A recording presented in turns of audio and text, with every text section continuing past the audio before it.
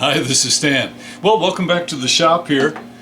On my last video, I just briefly mentioned these little salad tongs here, and I've had some requests for information about these, so I thought, all right, well, let's just make another pair of these really quick this week. So if that sounds like fun, stick around.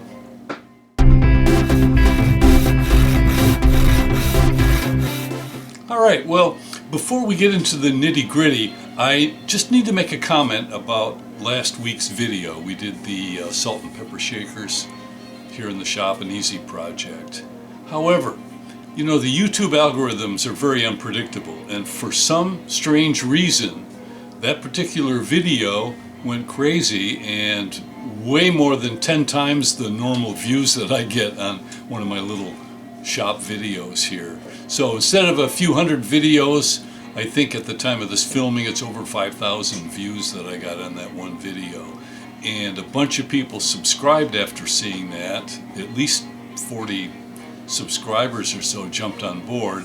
And so I feel I just need to sort of make a disclaimer and say that my channel here is a small little channel. It's not a single topic channel. So this is not all that I do. I do a lot of railroad topics and you know, various little odds and ends that I do.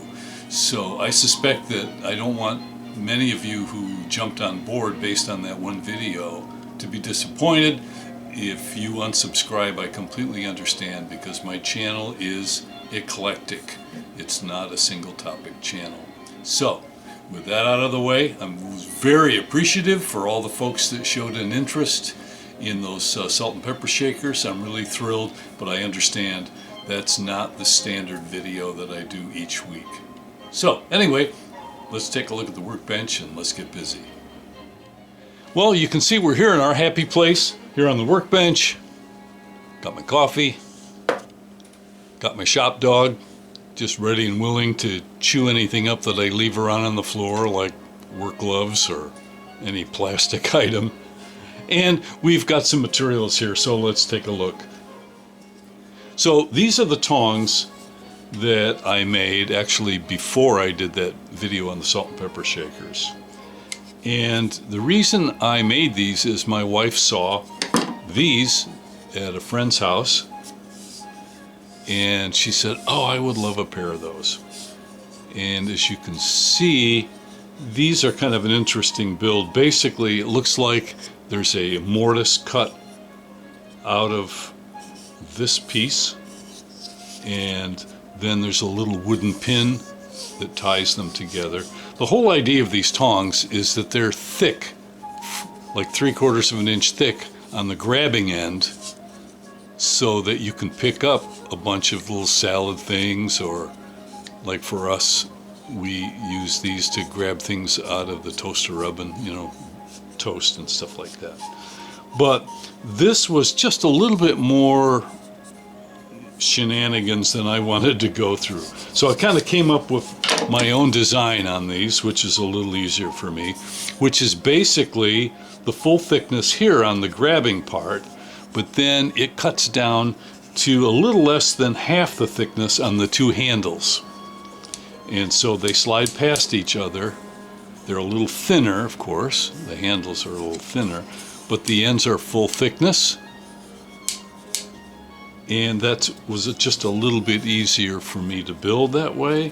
And actually, that means that both halves are exactly the same.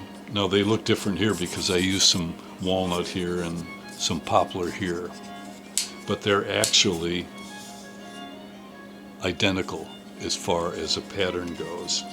And I did take the time, I took these and I traced out a pattern and I cut it out of some hardboard, so I do have that pattern. However, also I just drew a quick pattern up, I traced it out and put a 1-inch box here for scale. And what you can do is you can stop the video and do a screen print, and that way you could print this off and it'll give you the reference size that's on some graph paper. And then just a couple of scraps, 2 poplar scraps. So the trickiest part, you could actually, with a little drill and a little coping saw, you could make these by hand. You wouldn't need any power tools to make this sort of thing if you were patient and didn't have a lot of fancy equipment. Like I say, a little scroll saw and some kind of a drill to poke a hole in here. You could carve these all out with a couple of hand saws. But I do have the power equipment, so I'm going to go ahead and use that. So the first thing is you get some pieces, long pieces, and we're basically going to trace them out and get our pattern. And remember, the two pieces are identical as far as tracing them out and cutting them out. Okay, we've got a couple of scrap pieces. Look at these. These are really interesting, by the way.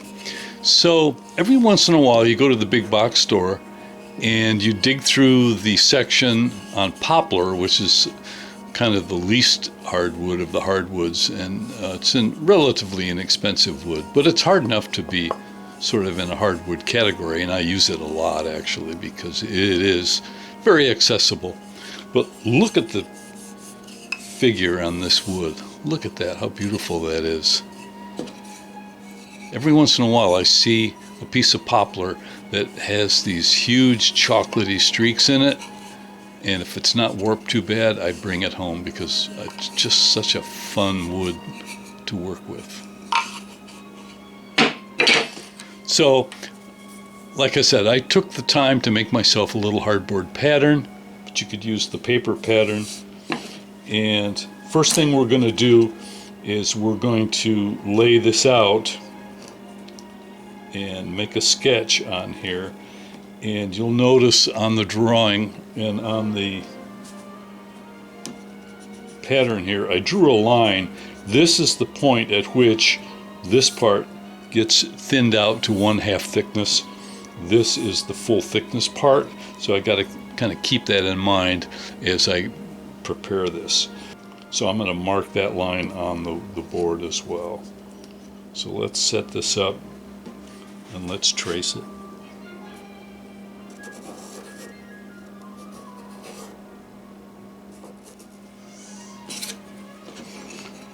Okay, there's one. It's hard to see on the camera, but I can see it really nice on pencil. Let me trace it on this one as well. Okay, we got them both traced out, and like I said, the advantage of this particular style is that both pieces are identical. So we can make two of the same thing, and they will fit together just perfectly this way. And really the only super tricky part, this little shape here, you don't have to do all this fancy stuff if you don't want.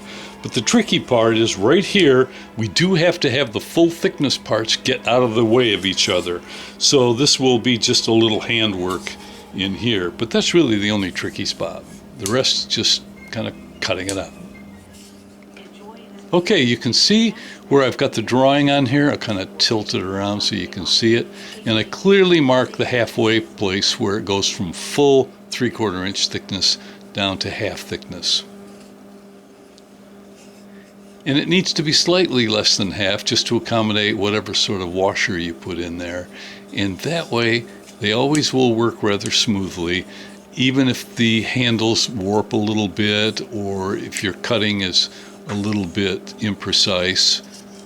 Over time, you know, these are going to be wet and dry, and so you should expect that they will warp a little bit, and who knows, at some point maybe to start cracking.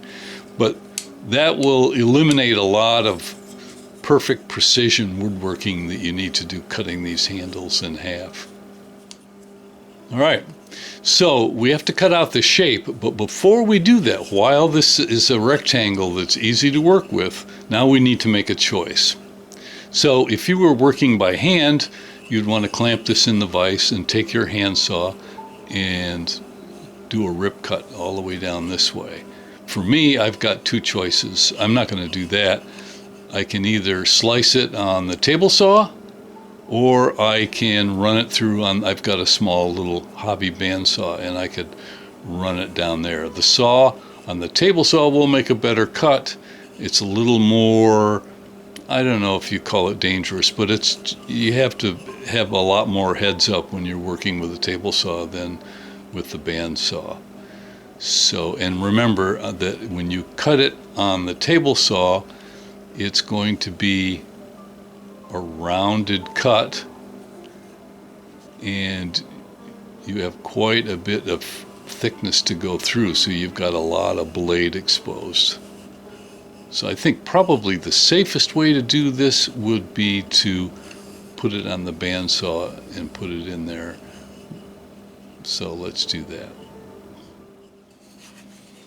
All right, I've got the edge marked on both of these. Now this is going to seem incorrect at first, but again, we want to make both these pieces exactly the same. We're not going to make them opposites. We're going to make them like identical twins. So I marked a line slightly less than half the thickness and measured over from the same side on each. So on the left side here, I'm cutting away this material over here on the left side on both of these, and the drawing is the same on both of these. We want to make the two pieces the same. What will happen is one, you can see the curve is coming in here. This will eventually get put together like this, so that this piece is curving in and that piece is curving in. When we do that, then everything will make sense. But for now, we're going to run this through the bandsaw and basically create a slightly skinny half on the right hand side on both of these pieces.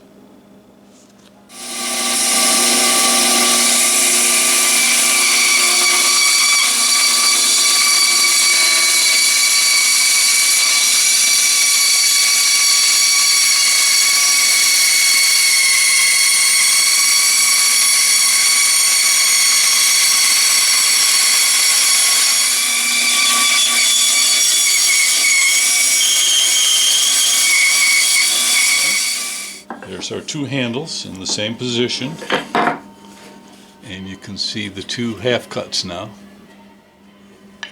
So now we can go back to the bandsaw and cut out our profile.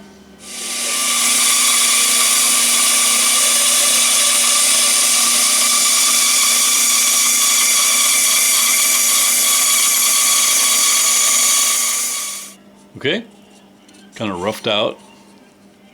They don't have to be, perfectly duplicates of one another. There can be some slight variations in there. So we have to drill out the pilot hole that we marked and a little thumb and finger hole on the ends. So this screw here is a 632 stainless steel. So I'm going to use a 1/8 bit to drill our little pilot hole, and then this is a 1-inch Forstner bit for the thumb and finger holes.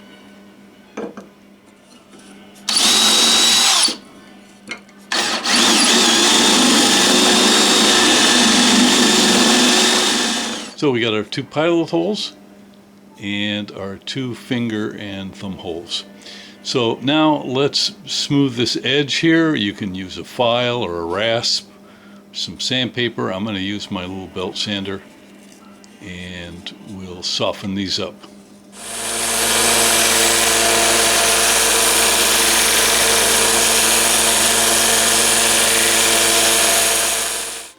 So we got everything roughly shaped, and just a couple things we have to do. Grab the drill bit, stick the pieces together, and you'll notice they're not quite at the same level. That's because we don't have our little fender washer in there.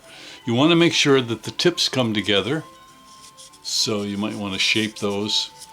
And you're going to have, depending on where you make this split between the full thickness and the half thickness, you're going to have to sweeten that shoulder so that they actually are closed at the tip when they try to grab, instead of being stuck open like that because they're hitting there.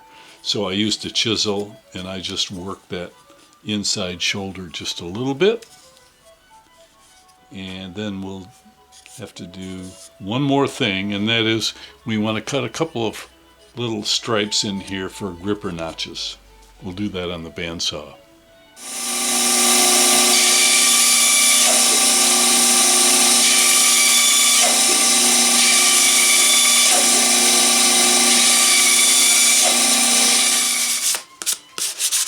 And time for just a little hand sanding touch up.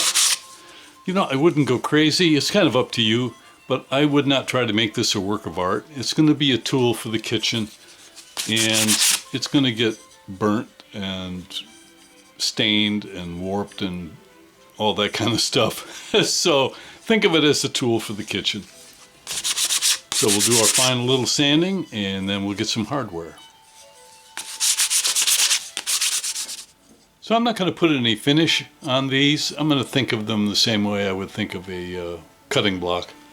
So I'm going to use this Butcher Block conditioner mineral oil, and that should be fine, and I can even do more coats of that later on.